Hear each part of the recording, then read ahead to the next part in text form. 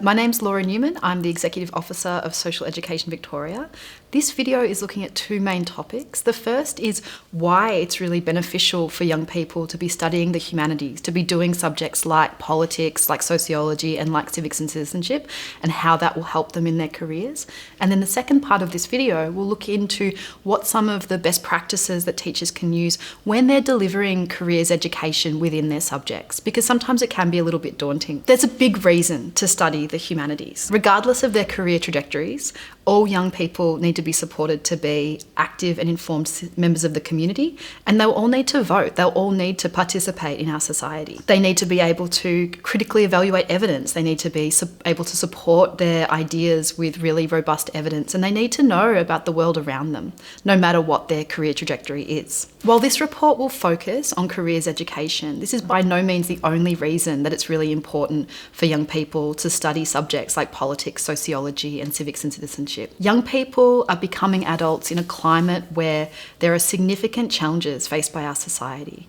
Things like climate change, global crises, a global pandemic that we've all been living through demonstrate the need for young people to be able to really understand the world around them and to be empathetic and socially minded citizens into the future. But we also need to understand that humanities skills, the sort of transferable soft skills, sometimes referred to as employability skills, are the way that young people can be supported to be future-proof, to be able to have adaptable skills that employers in a variety of industries will need, and to be able to step between those careers as different jobs might become automated. They won't be tied into one particular perspective or one particular set of hard skills. To respond to these challenges and others that we can't predict yet, young people need to be given the opportunity to learn disciplines like sociology, like politics, like civics and citizenship, in order to be able to respond to these challenges. It would be easy to conclude from the recent focus on STEM,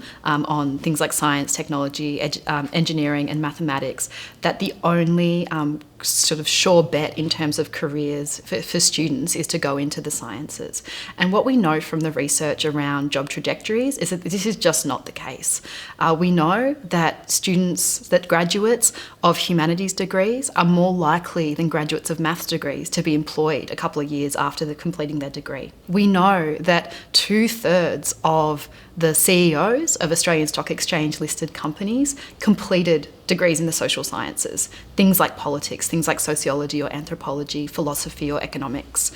We know that there is a real push from technology companies to have graduates of liberal arts degrees, of social studies degrees, for their adaptability, for their empathy, and for their skills, for their critical thinking skills, for their ability to evaluate evidence, and for their ability to really clearly communicate a perspective that's supported by robust evidence. And we know that these are the skills that young people will be developing in their studies of humanities subjects. In his book, You Can Do Anything, The Surprising Power of a Useless Liberal Arts Degree, George Anders explains that the job market is quietly creating thousands of openings a week for people who can bring a humanist's grace to our rapidly evolving high-tech future. Research by the Foundation for Young Australians supports this perspective, highlighting the extensive communication, information processing, decision-making and critical thinking skills that young people will need in order to thrive in the contemporary job market. When discussing careers with students, humanities teachers can be bold about the power of the skills and knowledge that they are imparting.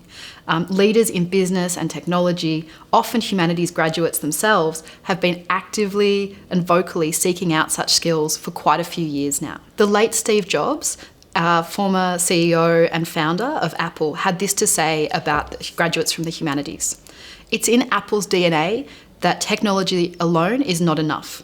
It's technology married with liberal arts, married with the humanities, that yields us the results that makes our hearts sing. And what he really means is that as we're moving into an age where AI, where automation, where information technology is so ubiquitous, what we really need is people who can create that interface between technology and people. And the understanding of people, understanding of society, are some of the skills and knowledge that students will acquire through social studies, through sociology and politics and civics and citizenship. And it's not just leadership in business or in technology where humanities graduates are really in demand.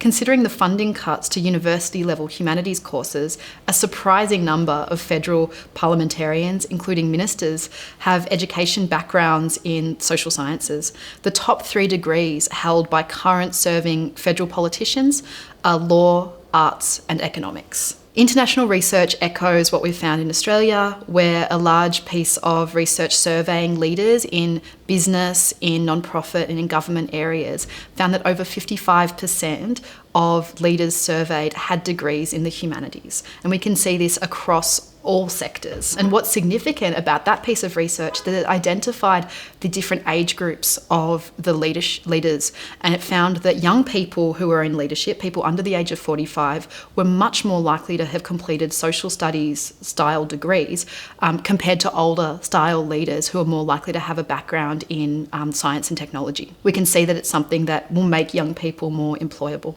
and more likely to thrive. A key tool that humanities teachers can use to equip students for careers development is by identifying the ways in which humanities can help to grow their networks. A study by Deloitte Access Economics called The Power of the Humanities identified that young people who were studying humanities subjects like sociology and politics or civics and citizenship were much more likely to volunteer. And what we know is that if you're taking on things like volunteering or internships, you're growing your skills and you're growing your networks and you're understanding more elements of how society fits together, which can really help you when you move into your career. We know that young people are tremendously likely to be doing precarious work, to be doing casual and unskilled work for money as they're studying both at a high school and a tertiary level. And we know that things like internships and volunteering is one of the really key ways that young people can actually build networks that will be really productive for them to be able to access good quality, rewarding careers. So now that you know a little bit more about the sort of evidence around what kinds of careers young people can gain access to by studying the humanities and how adaptable and in demand those kind of skills and knowledge are, we can talk a little bit about what some best practice approaches are for talking about careers with your students. There's a lot of different elements that makes a really productive careers program, and a lot of these are around the role of a careers coordinator and a whole school approach. So we're not really going to be looking at all of the elements of a careers development program, but rather looking at what subject teachers, what teachers of civics, what teachers of politics can do to help with careers education for students. We know that it's really helpful for young people to hear about the surprising twists and turns that careers take. We know that it's really important for students to understand that as their skills and knowledge develop and as they access different opportunities, that they need to be adaptable and flexible and be able to understand what their skills are and understand how to develop them and apply them in different circumstances. So really having as many different examples as possible, and in the suite of resources that we're releasing through this Connecting Learning to Work project, you'll be able to see some of those. We can see some examples of people who maybe didn't realise that they wanted to get into public health but now use their critical thinking skills in all sorts of surprising ways. Or you can see people who have, even as a young person, found that a particular job that they were doing was superseded by AI and by automation while they were doing the job. This is not something that's happening in the abstract. It's something that's really going to concretely affect young people's lives. So as well as giving students lots of examples of different practitioners, of what different people working in the humanities might do, there's 4 different elements that the My Future resource identified that subject teachers can do to help with careers development.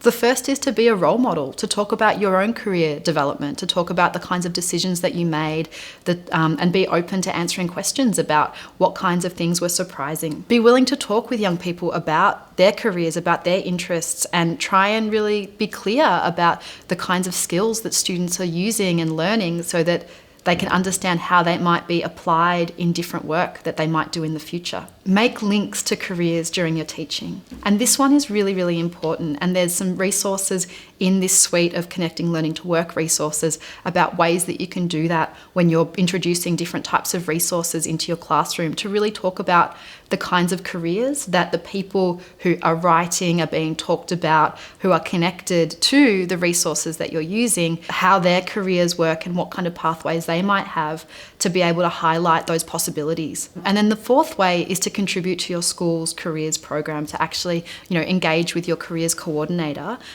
to be able to work in the framework that your school is using to support young people's careers development. So overall, the main thing to take away from this is that rather than being something where students might struggle to find a career opportunity in the humanities, that the humanities are vital for students to be future-proof. That the sort of skills that students develop in the humanities, things like critical thinking, things like evaluating evidence and then using evidence to support an argument, are crucial to the jobs that students can access now and also into the future. And that we can be really proud of that as humanities teachers, because the skills that we're learning are relevant and will continue to be relevant. So good luck out there.